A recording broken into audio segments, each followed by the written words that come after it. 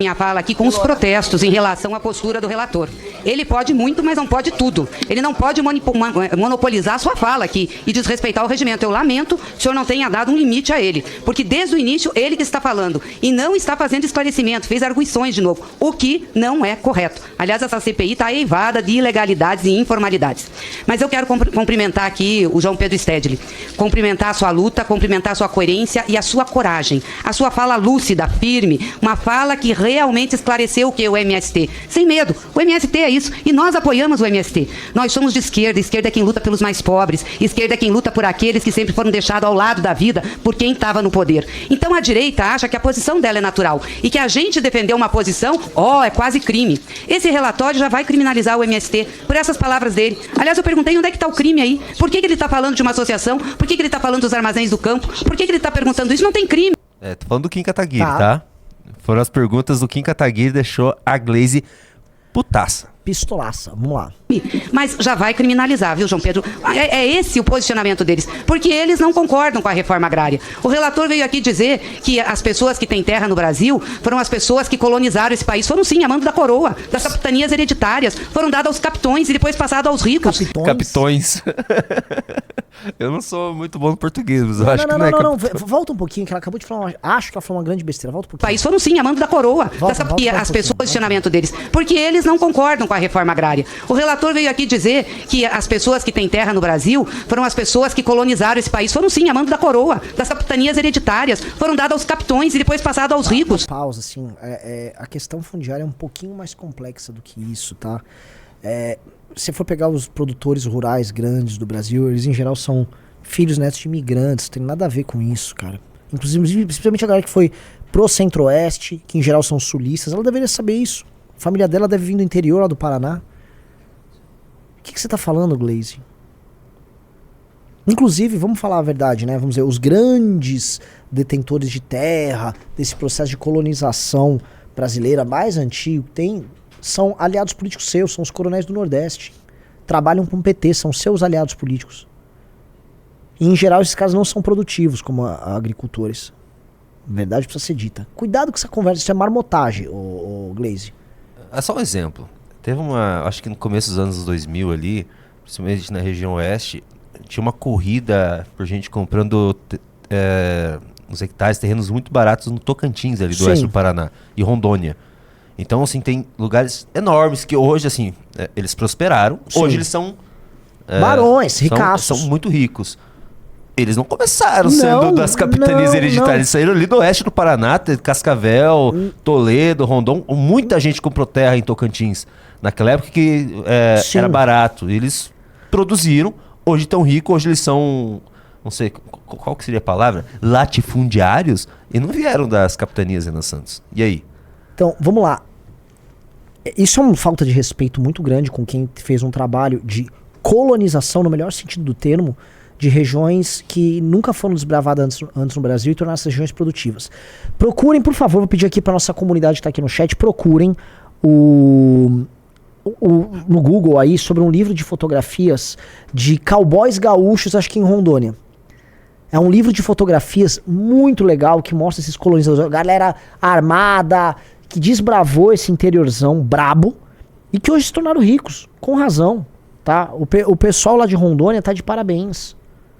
De parabéns. A gauchada, os sulistas brasileiros, todo mundo que fez parte dessas frentes pioneiras de colonização e que colonizaram esse interiorzão do Brasil e que fazem esse interiorzão do Brasil hoje ser produtivo e pagar a conta de um país que não dá certo, um país sabotado por gente como a Glaze. Eu tenho orgulho demais dessa galera. O MBL vai defender esses caras de graça sempre, tá? Porque esses caras são guerreiros, mas esses caras são brabo. Brabo. O cara vai lá, comprei um lotezinho aqui, é mato. O cara vai lá, planta, aprende, compra semente, trabalha com Embrapa, se organiza, leva a família inteira, os caras moram lá num casebre, depois de 20 anos os caras estão morando numa mansão. Tem até pista de avião. Pô, esses caras venceram, velho. Vai ficar falando mal desses caras? O Oeste Paranaense é brabo mesmo. Velho Oeste. O Velho Oeste. E os pobres é que trabalharam, os índios foram escravizados, depois vieram os escravos da África, o povo pobre de Portugal que veio. Mas não pensem que isso foi uma labuta. Teve muita gente que labutou na terra assim, mas a maioria foi assim que foi constituída o padrão de propriedade privada no Brasil. Aí quando o pobre quer a propriedade ou que precisa da propriedade, aí é crime. Então já... Ela esqueceu a troca que ela teve com a Vanusa? Já esqueceu? A Vanusa é rica. A Vanusa é latifundiária. É lógico. Ameaçando a coitada lá, né, que deu depoimento. É. O que ela falou que a narizinho era? Era a pessoa com alma negra. Alma negra. Espere que vão criminalizar o MST. Eu quero dizer que eu tenho muito orgulho de lutar ao lado do MST. Muito orgulho de ser sua companheira. Muito orgulho de lutar pela reforma agrária que esse país precisa. Aliás, o que a Europa, o que os Estados Unidos já fizeram, os países desenvolvidos já avançaram na sua agricultura e já avançaram na divisão de terras. E realmente não dá para comparar o MBL ao MST. Eu não sei bem o que faz o MBL. Surgiu ali nos conturbados anos de 2013 e 2014. A gente derrubou tua presidente. Tipo assim, você sabe muito bem o que é o MBL, Glaze. Você, sim, tem calafrios com o MBL até hoje. Você sabe o que o MBL faz. Tua presidente caiu por causa do MBL. Reformas passaram por causa do MBL. A política brasileira inteira mudou por causa do MBL. E eu fico muito feliz de ver uma CPI que trata do segundo maior movimento social do Brasil, que é o MST, você ter que tratar o do MBL dessa maneira, vamos dizer, desdenhosa, feia, porque o MBL é o maior movimento social do Brasil. Você gosta ou não, lide com isso. Entendeu? Ajudou a criar a confusão institucional toda nesse país, apoiando o golpe contra a Dilma. Depois veio naquela confusão da Lava Jato, que deu no que deu, elegeram o Bolsonaro. Olá. Agora, eu não vejo eles mais falando das joias, não vejo ele falando da venda do Rolex do Bolsonaro. Glaze, sabe, metade do nosso programa foi falando disso. Eu aqui não vejo você falando dos crimes cometidos pelo PT. Pelo contrário, você é parte integrante do cometimento desses crimes, né? Do Mauro Cid, né? Do ACF, essa turma toda aqui que fala que o MST é criminoso, que o PT é ladrão, tá quietinho em relação a Bolsonaro, a Michele, todo mundo, ó, de boca fechada. Eles deviam vir aqui explicar como é que fizeram para vender a joia. E Bolsonaro sabia, enganou o TCU, esperou o ACF lá recomprar o Rolex para depois dizer que as joias estavam aqui. Que coisa vergonhosa isso. Esse pessoal que tava em dedo em riste em todo mundo, falando de moralidade, eles têm que começar a explicar, eles não têm moral aqui para falar de MST. Ela tá falando do MBL, né, de uma maneira muito burra, porque a nossa posição é muito confortável. Nós somos um movimento que metade de um programa aqui destrinchou essa direita farsesca do bolsonarismo e seus roubos, e agora estamos destrinchando essa esquerda farsesca, que não é farsesca, é uma esquerda de verdade, perigosa como é, canalha como é, da Glaze. E estamos tranquilo, porque fazemos nosso, não devemos nada pra ninguém.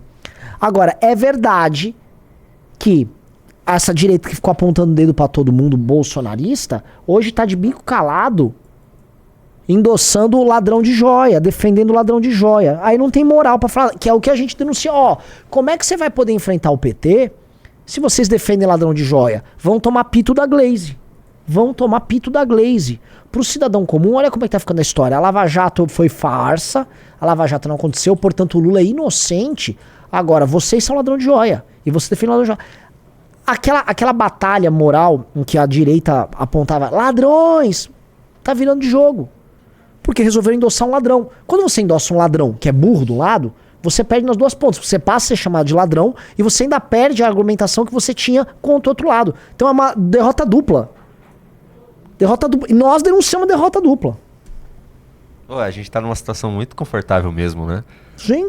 Se o Kim voltasse nela e falasse, ele podia falar um monte. Porque assim, ela precisa passar pano pro ladrão, que é o presidente da República. Sim. E os bolsonaristas precisam passar pano pro ladrão, que é o ex-presidente da República. Exatamente. E a gente?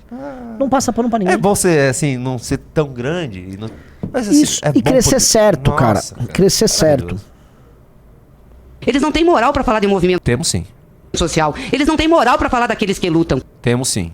Porque eles têm que explicar exatamente isso. Outra coisa que eles têm que explicar, o apagão de hoje. 6 horas sem energia elétrica no Brasil. E não é só na região norte, não. Atingiu... O MBL precisa... Ô, Junito, explica aí esse apagão. E aí? Eu acho que eu deixei a luz ligada há muito tempo e acabou... O memestério aqui não para de fazer. É tanto meme que a gente tá fazendo que derrubou a energia elétrica no Brasil. É isso, são nossas fake news que causaram um colapso no sistema de energia, ô Glaze.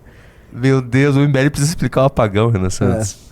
E outra, a gente foi contra, por exemplo, a privatização da Eletrobras. Exato. Do jeito que foi feito, né? A gente foi contra. É um colapso tão grande na argumentação dela, que o argumento que é falso... Olha só, ela argumenta...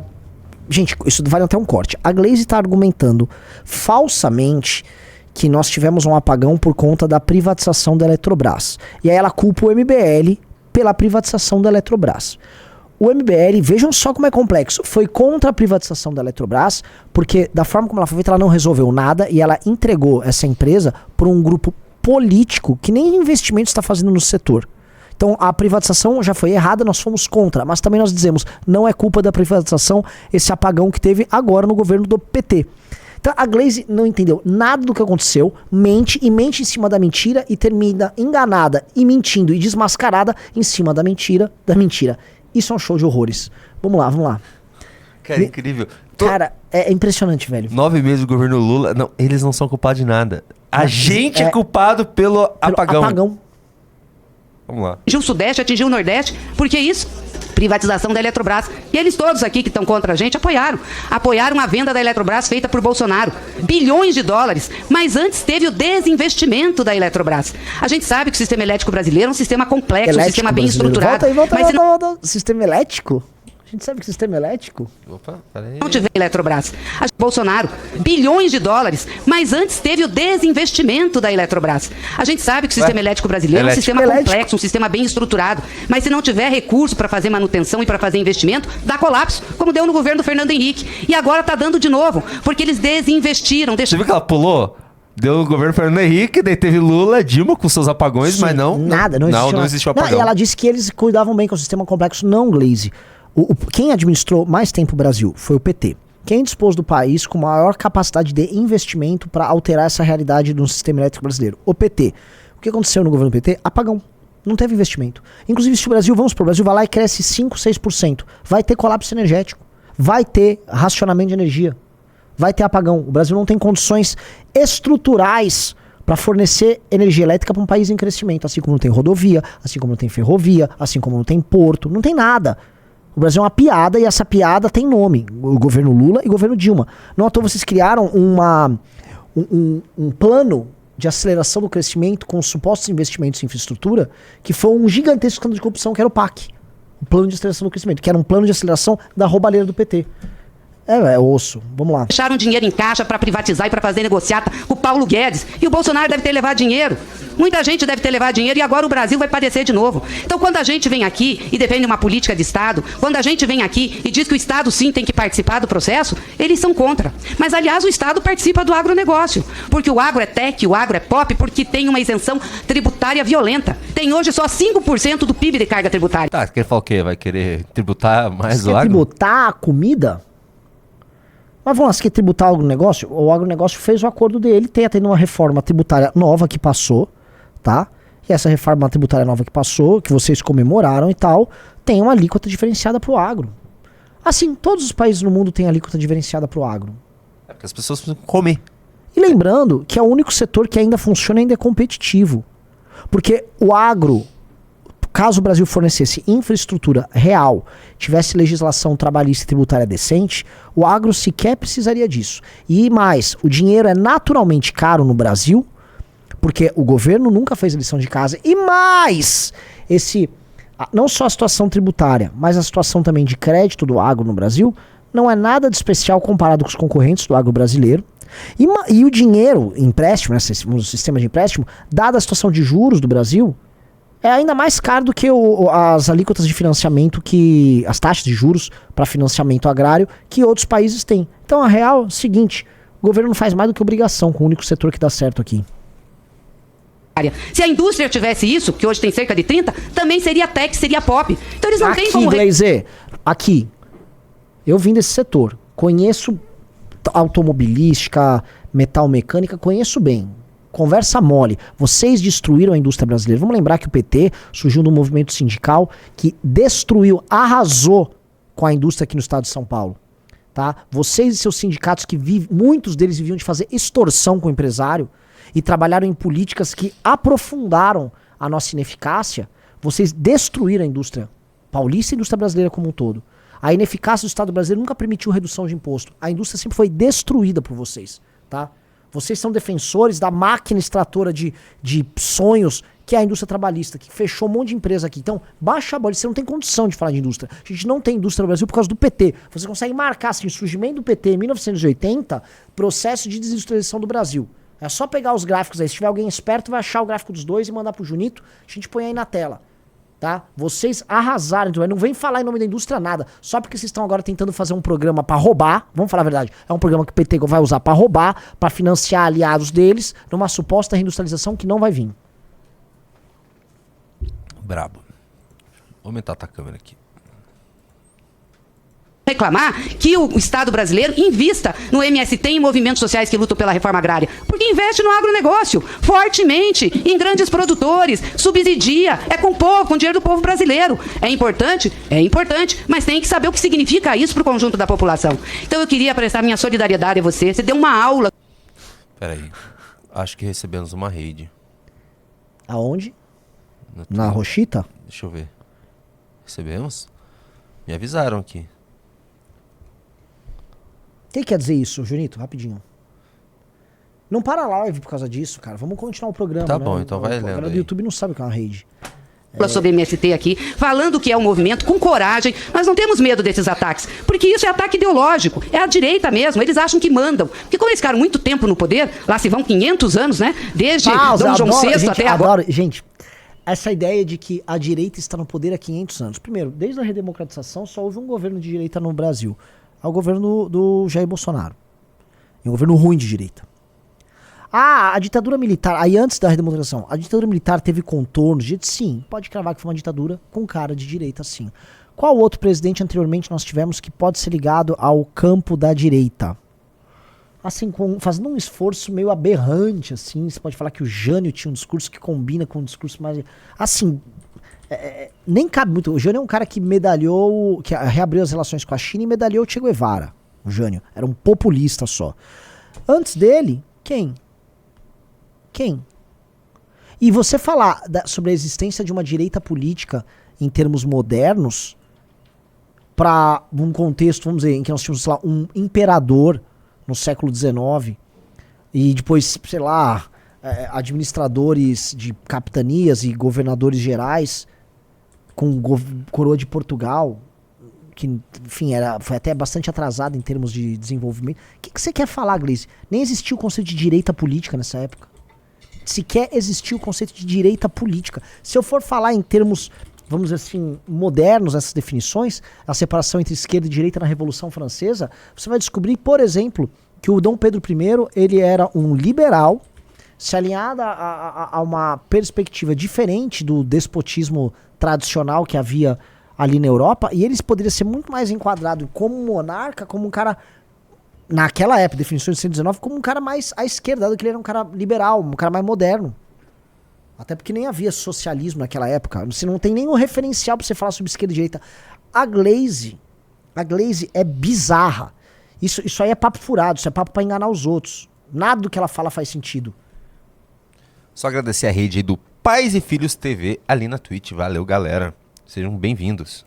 Agora, só vai passando, aí eles ficam assustados, eles acham que a gente não pode falar, que a gente não pode defender nossas posições, que nós não podemos defender posições em que o povo tenha protagonismo, porque até 2003 o povo não tinha protagonismo nesse país. O povo era uma paisagem, fazia a luta, mas não entrava no orçamento. Foi a partir... Olha só, Gleice, eu já falei isso aqui várias vezes, né? O PT trabalha com a ideia de um determinado mito fundador, que o Brasil só passou a ser administrado por brasileiros com a chegada do Lula ao poder, vencendo as eleições de 2002 e assumindo o Brasil em 2003. Então, o Brasil pré-Lula é um Brasil ilegítimo que nunca teve povo. É mentira. Já houve um cara que o Lula, inclusive, paga muito pau, que não apenas governou tendo em vista, vamos dizer assim, a manipulação das massas, mas que, de fato, governou pensando um Estado brasileiro voltado para a inclusão dessas massas, gostem ou não, seus críticos e seus defensores, que foi o Getúlio Vargas. Eu como paulista, eu não gosto de Getúlio Vargas, mas eu não tenho como negar que nós vivemos um país que em grande medida foi criado pelo Getúlio Vargas. E o Getúlio Vargas colocou o pobre no orçamento, sim. Ele colocou. O Getúlio Vargas criou esse problema que o PT defende muito, que é a CLT. O Getúlio Vargas adotou políticas que no século XX eram muito comuns, de domínio das massas, através de rádio, através de meios de difusão, através de políticas populistas. Assim, incluir o pobre no debate político, falar em nome do pobre, que fazer políticas em nome do pobre é uma coisa comum no século XX, viu, Gleisi? Assim, muitos políticos fizeram isso de direita e de esquerda. Vocês não inventaram isso. O primeiro pai dos pobres do Brasil não era o Lula, era o Getúlio Vargas. Então, para, que papinho de burro. A partir do governo do presidente Lula que nós começamos a mudar essa situação graças à mobilização social e à luta de muitos homens e mulheres. E entre eles, você, que teve a coragem, nesse país, de ousar, de fazer um movimento, apoiando esse movimento junto com outros companheiros. E bebendo da história, como disse você aqui, de vários outros líderes que também lutaram para que a população e o povo pobre tivesse direito num país tão concentrador de rendas. É o mais concentrador de rendas do mundo hoje, é o Brasil. Uma vergonha isso. E é isso que nós temos que mudar. Porque não... Eles falam como se eles tivessem governado o Brasil durante, sei lá, 4 mandatos seguidos, agora o 5º. E como se não tivesse adotado políticas concentradoras de renda. Começar, assim, pelas votações, assim, óbvias e diretas do PT a favor do aumento de salário para o alto funcionalismo. Vocês são responsáveis para a gente ter um funcionalismo que, apesar de não, vamos dizer, ocupar tantos postos de trabalho dentro da força de trabalho brasileira, tá? Ele ocupa nacos de orçamento desproporcional. Ou seja, o funcionalismo brasileiro custa muito caro a despeito de não ter tantos contratados. Significa que ele tem uma elite que ganha muito bem. E isso é desigualdade. Grande parte daquilo que a gente chama de elite no Brasil é composto por funcionários públicos que têm altos salários, que são garantidos apenas porque parlamentares do PT votaram favoravelmente a esses aumentos. Então não vem com essa conversa mole. Vocês são geradores de desigualdade, sim. Não existe liberdade se não tiver condições de igualdade. Não existe liberdade se uma pessoa não tiver as mesmas condições de disputar o que a outra disputa. E é por isso que nós lutamos pela igualdade, por um Estado que ajude e incentive o desenvolvimento onde caiba todo mundo. Então, parabéns pela sua luta. É nosso orgulho estar junto com o MST. Quero dizer assim, é o orgulho do... Foi? Já foi. Agora só enrolation aí, tá dando parabéns. Já respondemos bastante ela. Galera, só 9 clubes. Eu acho que é a primeira vez que a gente responde a Glaze. Agora vai ter bastante disso, né? Galera, ela tá bem olha saidinha. só, tá acabando essa edição da revista Valete, tá? Nem sei se eu vou... Enfim, eu vou mandar autografado o que tiver aqui. Então vamos entrando no clube. Todo mundo que entrar no clube vai ganhar essa edição da revista Valete. Vamos que vamos. Fala pessoal, o negócio é o seguinte, é fundamental que você se inscreva no Clube MBL para receber os bastidores de Brasília antes dos veículos de imprensa. Você vai saber o que acontece no judiciário, no executivo, no legislativo, antes de qualquer pessoa, e vai ter acesso a todos os nossos documentários, mini documentários e votações internas do MBL. É só clicar aqui no link que você vai conseguir assinar.